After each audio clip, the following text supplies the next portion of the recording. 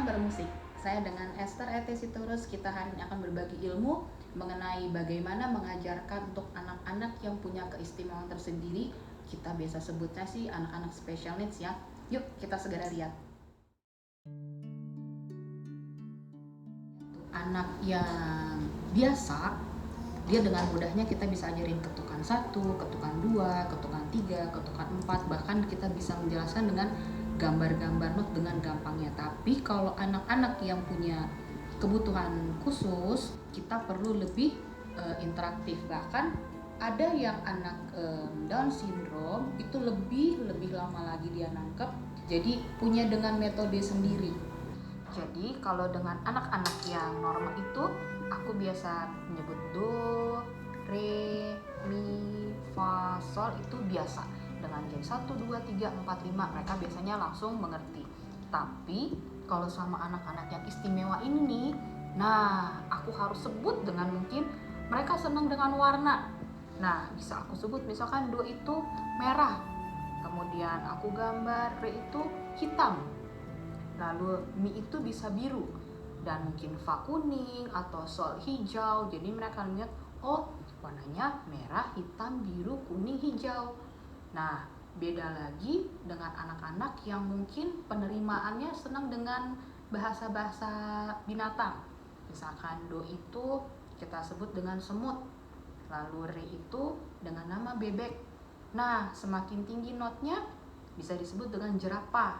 Kemudian ada fa dengan si kancil, sampai akhirnya sol, dia mungkin bisa senang dengan namanya si gajah. Jadi dia akan tahu, oh jari 1 itu si semut, jari 2 bebek, jari 3 jerapah, jari 4 kancil, dan jari 5 gajah. Tapi itu semua tergantung dari bagaimana mereka menerimanya. Nah kemudian teman-teman, selain itu aku juga mau berbagi ilmu, kita bisa bilang namanya sih ya, dibilang ilmu kesabaran. Nah, aku sendiri pribadi pegang mereka ini, mengajar anak-anak yang istimewa ini sudah ada kurang lebih sekitar 10 tahun. Ya, pertama sih kaget ya, karena mereka ini kan punya activity-nya nggak sama dengan kita.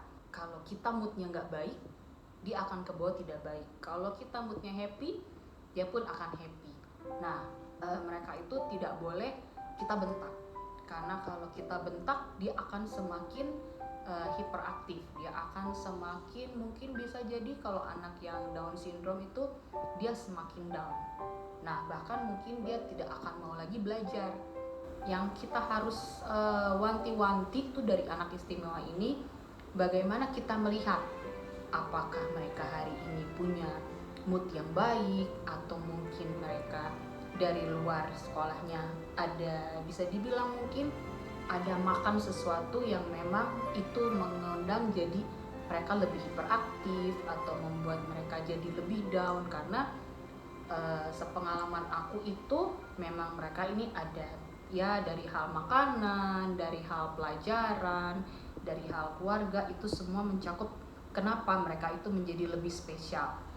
Demikianlah teman-teman konten aku hari ini, bagaimana untuk kita berbagi ilmu sama anak-anak yang punya keistimewaan sendiri, atau kita sebut biasa special needs. Dan kita harus tahu mereka itu istimewa, bahkan bisa lebih baik dari anak-anak umum biasanya yang memang belajar bermusik.